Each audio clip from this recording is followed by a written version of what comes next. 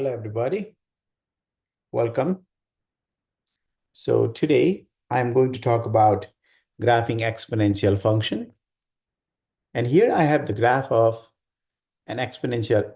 Here I have an equation. We are asked to graph it. And this equation or this function is an exponential function. And this is a transformed exponential function. So you can see a couple of transformations here. First of all, you can see that we have a x plus 4. Meaning of that is the parent function 3 raised to x is transformed 4 units to the left. Okay. Here we have plus 1. Meaning of that is the graph of the parent function 3 raised to x is shifted 1 unit up. And then here we are multiplying by half, that is scaled by half. So the graph will be wider, or the exponential portion, growth or decay, will be slower compared to the parent function. And we have a minus sign here, meaning of that is the graph is reflected about the x-axis. So first thing first, here we have a plus 1. So the horizontal asymptote is not at x-axis, but it is shifted 1 unit up. So I'm going to count each of these little unit by 1. So my horizontal asymptote will be right there. So first, I'm going to show the horizontal asymptote. So the horizontal asymptote would be this line. That is the horizontal asymptote. Okay. So first what we did is we look at the value, which is here at the end, and we see that it is 1 more than the parent function. So that tells us about the horizontal asymptote. So we draw that horizontal asymptote in first step. Then after that, the best way to graph the exponential function is to make the table of values. So I'm going to make the table of values here. Okay, I'm going to make the table of values. We are learning how to graph it without using the graphing calculator. So x, y, we already know that this graph is shifted 4 units to the left. So if I want to take 5 values here, okay, if I want to take, say, 5 values here, if I want to take 3, 4, 5 values, then in the middle, I want to put a value that is 4 units to the left of 0. That's a -4. So the other 2 values, I can take them as -5, -6. So -6, -5, -4, now -3, and -2. Now all I need to do is plug in them here. So if I plug in -6, so we have a -0.5, half means 0.5, times 3 raised to, if I plug in -6, -6 plus 4 is -2, and then plus 1. That would be equal to, so you can type that in your calculator to find the value. Okay, you can type in your calculator and find that value. So when you plug in -6, let's see what you get. You get 0.9. Similarly, let's repeat the process. Let's plug in -5. So -0.5 times 3 raised to, if I plug in -5 plus 4 is a -1. Then plus 1, that's approximately 0.8. Now let's plug in -4. So that will be equal to, if I plug in -4, +4, that's 0. And then plus 1, that is equal to 0.5 or half. Now let's plug in -3. So -0.5, 3 raised to, if I plug in -3, that will be 4 minus 3, which is 1. 3 raised to 1 plus 1. Okay, so if we plug in that in our calculator, just like in all the above calculations, here also, all you need to do is type that in your calculator and find the value. So if we type that in calculator, we see that that is -0.5. And finally, let's do the last one. Let's plug in -2. So if we plug in -2, we have -0.5 times 3 raised to, if you plug in -2, that is 4 minus 2 or 2, and then plus 1. So if we plug in -2 there, you see that the value will be -3.5. Okay, the value will be 3.5. So once we have all those values ready, we can start plotting the points. Okay, we can start plotting the points.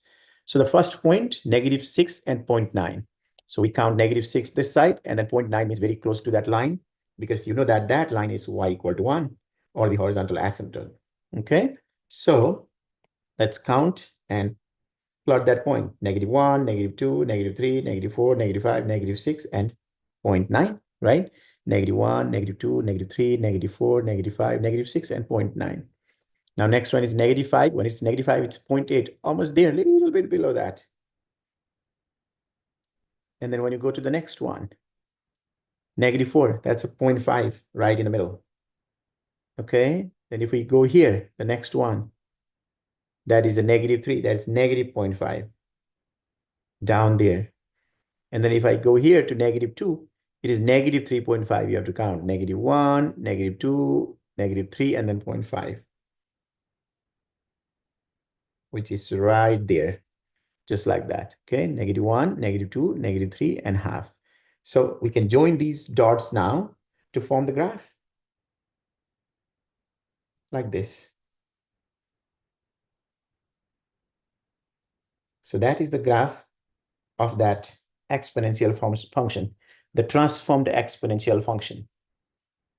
Okay, once you have the graph of exponential function, there are a couple of things that we should know. Things like domain, range, intercepts, and things like that. Okay, so let's see. First of all, let's work on domain. What is the domain of this function? You can look at the graph and literally answer this question. So if you want to look at the domain, you see that there is no restriction in whatever we plug in here. You can see that I plug in negative numbers. I can continue and plug in the positive numbers also. So that means it will take all x values. So domain is the set of all real numbers. Okay, all real numbers. Domain is the set of all real numbers. The range, they are the y values. You can see that the maximum it can go up to is closer and closer to y value of 1. But everything below that is true. So the range is all y values that are less than 1. Or in other words, we can say that it is from -infinity all the way up to +1. So that is the domain and range. The other thing that we want to know is the intercept. Okay, that is the intercept. So what will be the intercept here? What is the x-intercept? That is when y equal to 0. That means in order to find the intercept, we have to literally do some math here. So if you want to find the intercept, in this case, it is x-intercept. The value of the function, you can see that the value of the function should be 0. So this quantity must be equal to 0. So -½ times 3 raised to x plus 4 plus 1 must be equal to 0. Now subtract 1 on both sides. So you get -½ times 3 raised to x plus 4 equal to -1. Now we can multiply on both sides by -2 to get rid of that. So we get 3 raised to x plus 4 equal to 2, right? And then after that, one thing you know here, you can see this is the first, second, third dot, and there is a fourth dot. So the x-intercept is between these two values, third and fourth value, first, second, third, and there is a fourth. That means our x-intercept is somewhere between -3 and -4. It will be -3 point something. Let's see if we get that or not. Now, in order to solve this one, what we need to do is we need to take log with the base 3 on both sides. So we get x plus 4 equal to log with base 3 of 2. Then x will be equal to log with base 3 of 2 minus 4, or x equal to, we can literally type that in calculator to find that value. So let's try to do that. I'm trying here in my calculator, log with base 3 of 2 and then minus 4. That will be, as I said, it is -3 if I round it to 1 decimal, it's 3.4, -3.4. So that x value there is -3.4. So your x-intercept is -3, 4, 3.4, 0. That is the x-intercept. Literally, you can see that to find the x-intercept, you have to do quite a bit of math there. Okay, so whenever you have the graph of exponential function, there are a couple of things that you should look at. These are the characteristics. Okay, domain, range, intercept, and one more thing, that is the asymptote. Okay, I already told you about the asymptote in the beginning. So asymptote is that line. Asymptote is the line to which the graph approaches. So you can see that as x approaches to negative infinity in this case, okay?